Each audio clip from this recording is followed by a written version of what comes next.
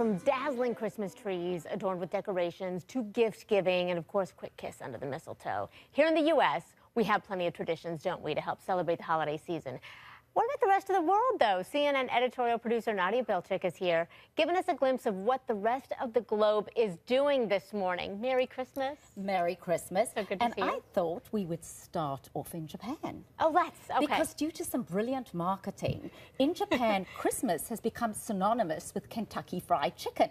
What? And in fact, so much so that it's Krisimasu wa Kentucky. Brilliant, brilliant marketing, because in the 70s, foreigners couldn't really get turkey, so they had chicken.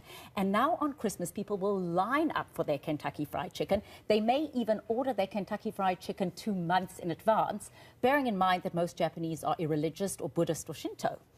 So Krisimasu wa Kentucky, Christmas with Kentucky. Who knew Christmas with Kentucky was being celebrated in Japan? Exactly. That is something totally new. All right, and where are we going next? Is it the Czech Republic? Africa. South Africa. Oh, where do you want to go? Well, let's go to South Africa because that is your heritage. South Africa, we had Christmas in the sun, on the beach, having what we know as a barbecue or a braai vleis to cook meat. And some people might even roast a lamb and have home-brewed beer. So do you feel then when you're here in the U.S. and it's cold and maybe you're somewhere where it snows, it feels a little out of place? Yes, or I think we should be basking in the sun. So there's no white Christmas in South Africa or Australia for that matter. But fascinating, and I know your husband is from the Czech Republic, yes, right? Yeah. So you've got some interesting traditions to share, but I wanted to share the one about, let's say you're a young woman and you think this year you want to get married. What you might do is take a cherry tree twig, put it in some water. If the twig blossoms, it's a good omen, you probably will get married. If it doesn't, bad news. Another thing you might do is throw a shoe at a door, and you hope that the toe hits the door, not the heel. Because that means, does that signify marriage again, or just good omen in general? By Christmas, yes. It's a good omen in general, but particularly focused on marriage. So the beginning of the month, and then by Christmas, particularly if your flower has bloomed, then that's the omen. And it's by Christmas Day. Are there any omens that just mean good or bad that aren't connected to marriage? Maybe for people who are already... Well, I think we should try the shoe thing, you and I. So if it's going to be a good year, let's just haul our shoes. Not so easy with mine or yours. Now, you've got a lovely Christmas tradition from your husband. Well, you have to share. We don't do this, but he is from the Czech Republic, and there is a fellow there named Zizishek, and he brings gifts as well.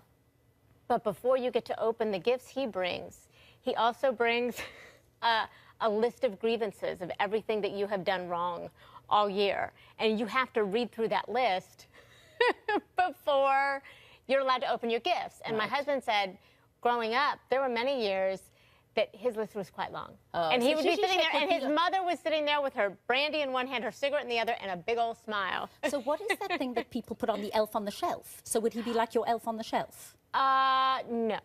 No, but we do have, obviously, Elf on the Shelf here, which has grown and evolved into this whole... Now you can dress your elf on the shelf. What you do well and what you don't do well. But I also wanted to take you to Italy. Oh, please where, do. of course, the Pope is and the Vatican and beautiful Christmas celebrations. But there you might not have a traditional Christmas tree. You would have wooden blocks. And then on the wooden blocks, you would put candy or fruit. So something a little different. But, of course, Christy, what is the one Christmas tradition that is universal? And that is... gift giving. So I have a gift for you. And by the way, Christmas gifts only became very popular in the late 1800s. So I say Merry Christmas. It was Hanukkah, the first night of Hanukkah last night. So you might say to those people, Happy Hanukkah. Happy Hanukkah. Or Happy Hanukkah. Merry Christmas, or Merry Christmaka, or Merry Christmas Hanu Kwanzaa. And there's a reason she said that and not me.